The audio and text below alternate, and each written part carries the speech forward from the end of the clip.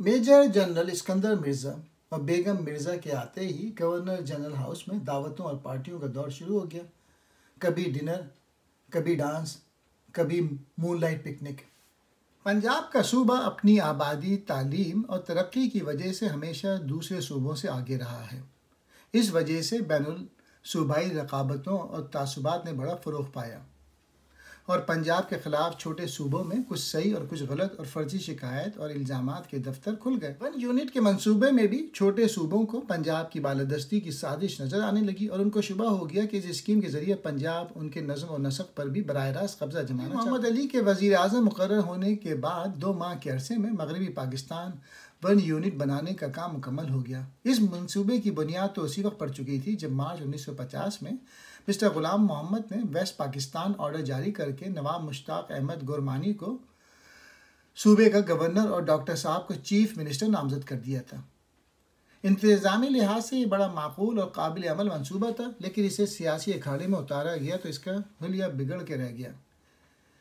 पहली बात तो ये है कि इस मंसूबे को अमली जामा पहनाने के लिए ज़ोर व शोर से उस वक्त काम शुरू हुआ जब 1954 में मशरक़ी पाकिस्तान में मुस्लिम लीग को बुरी तरह शिकस्त हो चुकी थी।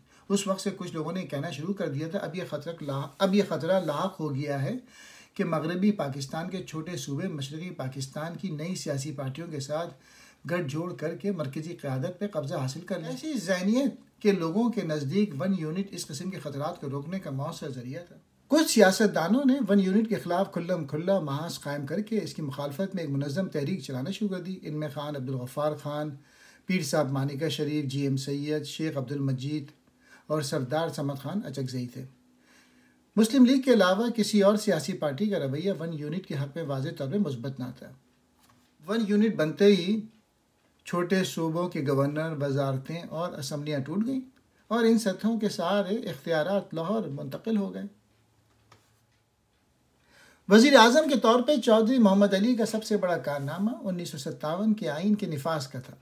पिछले 9 बरस में खान लियाकत अली खान से लेकर अब तक किसी वज़ीर आज़म ने आइन साजी के काम को आगे ना बढ़ाया था। चौधरी मोहम्मद अली ने वज़ीर आज़म का ओहदा संभालने के बाद 5 माह के अंदर आइन का मसवदा शाया कर दिया। आइन नाफिज होने के बाद 13 माह बाद चौधरी मोहम्मद अली वज़ीर आज़म के ओहदे से मुस्तफ़ी हो गए। हमारी तारीख़ में यह वाहिद मिसाल है जिसमें किसी वज़ीर आज़म ने अपने आप किसी दबाव के बगैर अपने अहदे से इस्तीफ़ा दे दिया। चौधरी मोहम्मद अली अंत तक काम करने के आदी थे। उनकी लियानत, अमानत और मुनसिफ मिजाजी का दर्जा भी आला था। चौधरी साहब के बाद मिस्टर सोहरावर्दी की देरीना आरजू पूरी हुई और वो वज़ीर आज़म बने। उनकी हुकूमत रिपब्लिकन पार्टी और अवामी लीग के इश्तराक से बनी थी। 13 माह बाद रिपब्लिकन पार्टी ने उनका साथ छोड़ दिया और सदर मिर्ज़ा ने उनका इस्तीफ़ा तलब कर लिया। आखिर में 6 सियासी पार्टियों की कोशिश से मलिक फ़िरोज़ ख़ान ने वज़ीर आज़म का ओहदा संभाला और 9 माह के करीब हुकूमत की। हल्फ लेने वाले वज़ीरों को मालूम होता था कि उनकी वजारत की चांदनी चंद माह से ज़्यादा ना चमकेगी, इसलिए महकमों की तकसीम पे बड़ा फसाद होता था। उस ज़माने में खुश्क और तर वजारतों की इस तरह बड़ी फरावानी से इस्तेमाल होती थी। वजारत ख़जाना, तिजारत, सनद, वर्क्स, खुराक वगैरह का शुमार तर वजारतों में होता था। एक बार एक काबीना नामजद तो हो गई, लेकिन कई रोज़ तक हल्फ न उठा सकी क्योंकि महकमों की बंदरबाट का किस्सा किसी तौर तय ना पाया। आइन नाफिज होने के बाद 3 साल के अरसे में 4 मरकज़ी हुकूमतें इक़्तिदार में आईं, जिनमें 11 सियासी पार्टियों ने हिस्सा लिया। रिपब्लिकन पार्टी इन सब में शामिल थी। इस सूरत हाल के रोनुमा होने पर सदर इस्कंदर मिर्ज़ा के जोड़ तोड़ का बड़ा अमल दखल था। वो 3 बातें साबित करना चाहते थे।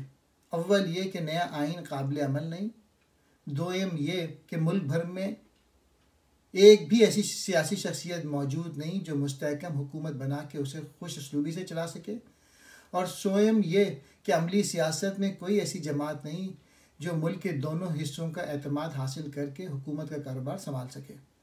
3 साल के अरसे में उन्होंने अपना ये मकसद बड़ी हद तक हासिल कर लिया, क्योंकि इस अरसे में मुल्क की तकरीबन सब बड़ी बड़ी सियासी पार्टियां और अहम लीडर यके बाद दीगरे हुकूमत में शामिल होकर या नाकाम हो चुके थे या नाकाम कर दिए गए थे। इसमें कोई शक व शुबे की गुंजाइश नहीं कि सदर इस्कंदर मिर्ज़ा जमहूरियत से खौफज़दा थे और उसे नाकाम साबित करके अपनी शख्सी आमरीत का तसल्लुत जमाना चाहते थे।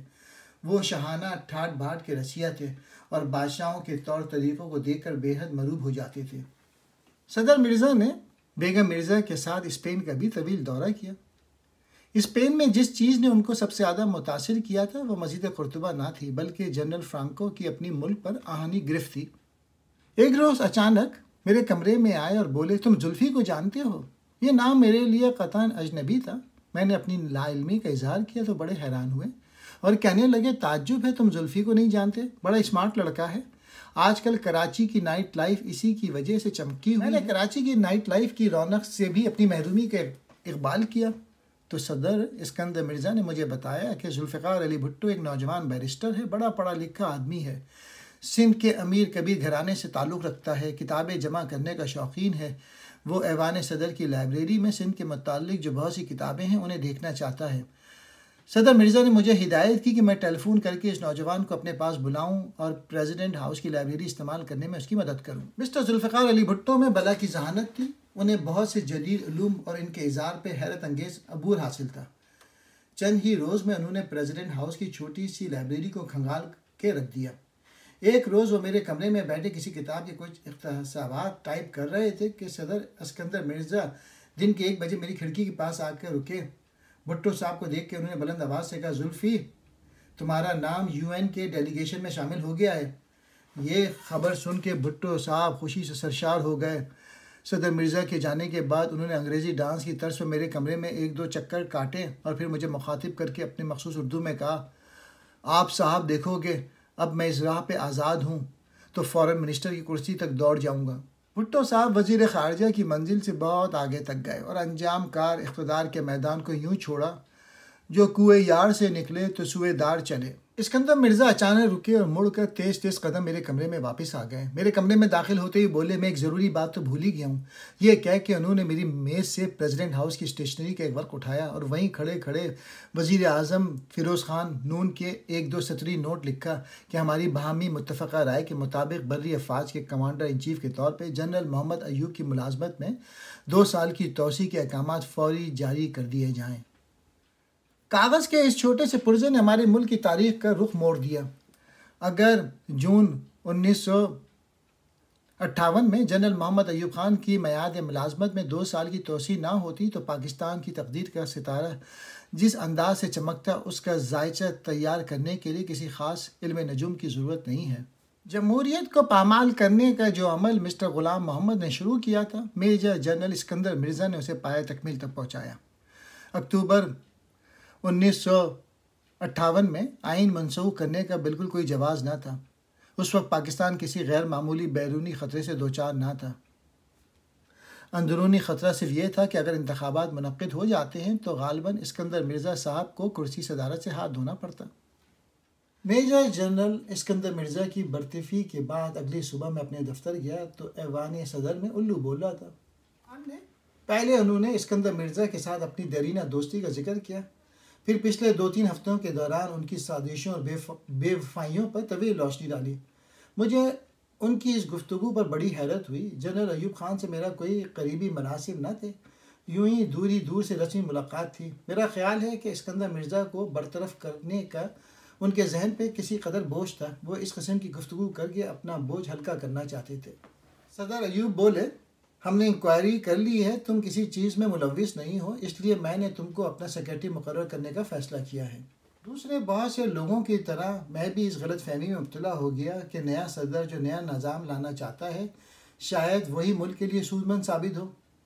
उस वक्त ये बात मेरे वहम व गुमा में भी ना थी कि ये निज़ाम रेत का घनौंदा है जो अयूब ख़ान की सदारत ख़त्म होते ही धड़ाम से गिर जाएगा। जमहूरियत बड़ी गैरतमंद और हासिल दुल्हन है, इसके ऊपर शौकन का साया भी पड़ जाए तो ये घर बार बार जला के खाकसर कर देती है। बोले, हमने सोच समझ के ये तय किया है कि इस्लामिक रिपब्लिक ऑफ पाकिस्तान से इस्लामिक का लफ्ज़ निकाल देना चाहिए। ये फ़ैसला हो चुका है या भी करना है? मैंने पूछा। सदर अयूब ने किसी कदर गुस्से से मुझे घूरा और सख्त लहजे में कहा, हाँ फ़ैसला हो गया है। इस्लामी जमहूरियत पाकिस्तान से इस्लामी का लफ्ज़ हज़फ करने वाले आप कौन होते हैं? लेकिन इतनी हिम्मत मुझ में ना थी कि मैं अयूब खान से हिंदुस्तान और पाकिस्तान के दरमियान रेड क्लिफ लाइन सिर्फ इस वजह से खींची गई थी कि हमने ये खत्ता अर्थ इस्लाम के नाम पे हासिल किया था।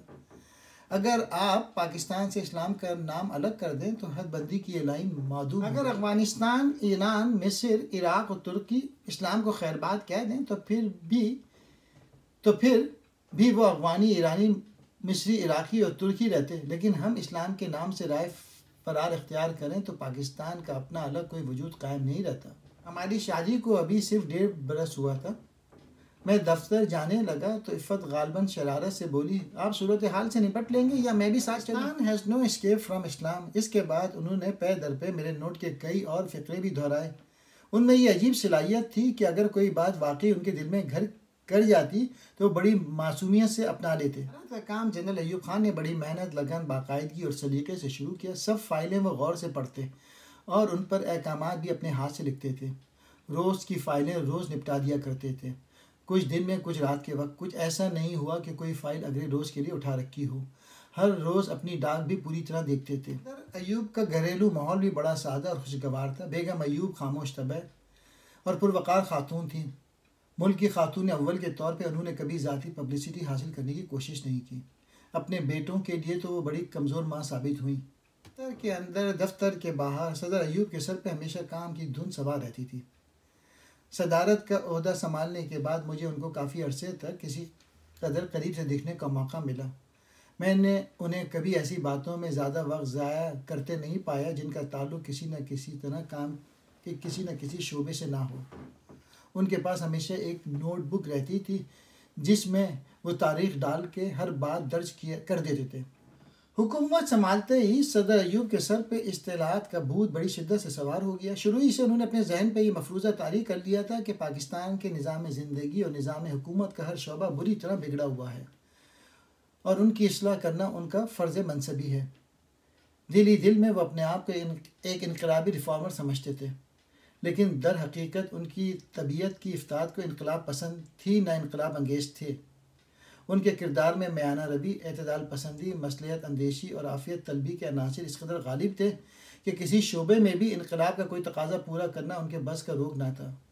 बुनियादी तौर पे वो स्टेटस को के आदमी थे। अपनी इस्तिलाहात को नाफिज करने के लिए सदर अयूब ने जो कमीशन और कमेटियाँ कायम की उनकी तफसील ये है। ज़रई इस्तिलाहात कमीशन, जहाज़ रानी कमीशन, इस्तिलाह कानून कमीशन, इंतज़ामिया की तंजीम नौ के लिए कमेटी, कमीशन बराए कौमी तालीम, सदर मकाम के महल वक़ू की कमेटी, तहकीकाती कमीशन बराए कर्ज़ा ईजाद, ग़ज़ाई और ज़राई कमीशन, साइंस कमीशन, तनख्वाह मुलाजमत कमीशन, कंपनी कानून commission, on and on and on. सदारत संभालने से पहले अखबारात में सदर अयूब की दिलचस्पी का मरकज़ स्टॉक एक्सचेंज वाला सफ़ा हुआ करता था। फ़ौज की मुलाजमत के दौरान वो अपनी बचत से तिजारती और सनती कंपनियों के हसस ख़रीदा करते थे और उनके भाव के उतार चढ़ाव पर कड़ी नज़र रखना उनका रोज़ बरोज़ का मशगला। शेख मुजीबुर रहमान को भी मदऊ किया गया था, लेकिन उन्होंने आने से इनकार कर दिया। मीटिंग में सदर अयूब ने ढाका यूनिवर्सिटी के असातिज़ा के साथ अपनी गुफ्तगू के तासुरात बयान किए। अगर आपने मगरबी पाकिस्तान से अलग होने का अज़म कर लिया है तो बहामी ज़ोर आजमाई, इल्ज़ाम तराशी और सर पटोल की कोई ज़रूरत नहीं। हम सबको भाइयों की तरह एक मेज़ के गिर्द बैठ कर खुश असलूबी और गैर से गाली से अलग होने का फ़ैसला कर लेना चाहिए। सदर अयूब हर पेचीदगी को अपनी सादा लौ असर से आसान सहल बना के देखने की आदी हो गए। एक बार उन्होंने दफ़तन ये फ़ैसला किया कि मशरक़ी पाकिस्तान में जितने गैर बंगाली अफसर डिपुटेशन पे गए हैं उन सबको वापस बुला लिया जाए और आइंदा इस सूबे में बाहर से कोई अफसर तैनात करके ना भेजा जाए। लेकिन ये इंतहाई गलत फ़ैसला और ख़तरनाक था। आइंदा यहाँ पर मरकज़ के ख़िलाफ़ जो ज़ेर ज़मीन मवाद पकेगा उसका इल्म आपको उसी वक्त होगा जब वो लावा बन के फट जाएगा। सदर अयूब का अलमिया ये है कि वो सियासतदानों के ख़िलाफ़ गरजते बरसते उनके ख़िलाफ़ नफ़रत और हिकारत के नारे लगाते कुर्सी इक़्तिदार पे काबिज़ हुए। फिर देखते ही देखते सियासत के अखाड़े में उतर आए और यहीं पर अवाम, अफवाज और सियासतदानों के दावपेश ने उन्हें चारों शाने चित गिराया और घसीट कर इक़्तिदार के अखाड़े से निकाल बाहर फेंका। सदर अय्यूब हमेशा कहा करते थे, हमारे मुल्क में सियासत पैसे का खेल है, जिसके पास दौलत की कमी है वो सियासत में भी नाकाम है। अय्यूब खान का आइन 7 बरस बाद जनरल याह्या खान ने पांव तले रोंद डाला। 1973 का हम जमाती मुत्तफ़क़ा आइन भी 1977 से जनरल ज़ियाउल हक के मार्शल में हर चंद कहीं है कहीं नहीं है।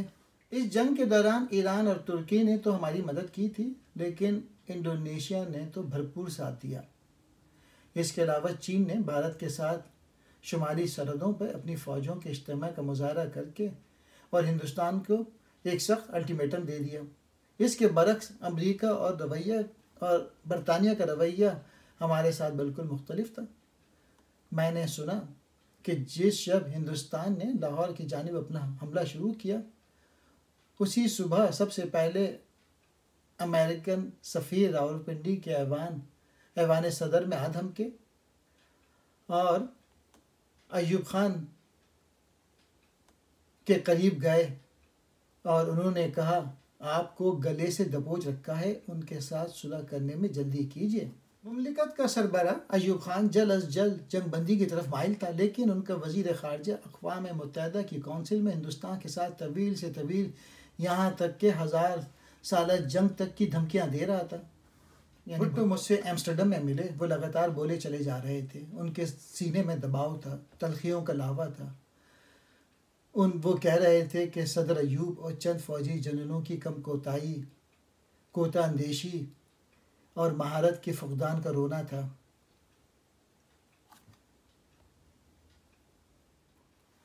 भुट्टो बोले, अरे भाई, मैं इनसे किसी मकसद के लिए नहीं आया, मैं सिर्फ इसलिए यहाँ रुका हूँ कि तुम्हारे साथ साफ गोई से बातें करके अपने दिल का गुबार निकाल लूँ, क्योंकि मुझे मुकम्मल एतमाद है कि तुम मेरी बातें अपने तक ही रखोगे। मुझे खुशी है कि मैंने भुट्टो साहब के एतमाद को पूरा निभाया और आज इस वाक़े को कलमबंद करने से पहले किसी के साथ इसका जिक्र तक। मुज़ाकरात के दौरान किसी नुक्ते पर मिस्टर भुट्टो ने सदर अय्यूब को कुछ मशवरा देने की कोशिश की तो सदर अचानक चीख कर बोले, उल्लू के पट्टे, बकवास बंद करो। मिस्टर भुट्टो ने दबे अल्फाज में एहतजाज किया, सर, आप ये हरगिज़ फरामोश ना करें कि रूसी वफद में कोई ना कोई उर्दू ज़बान जानने वाला भी ज़रूर मौजूद होगा। मेरा अंदाज़ा है कि गालिबन यही वो नुक्ता आगाज़ है जहाँ से सदर अय्यूब और जुल्फ़िकार अली भुट्टो के रास्ते अमली तौर पर अलग हो गए।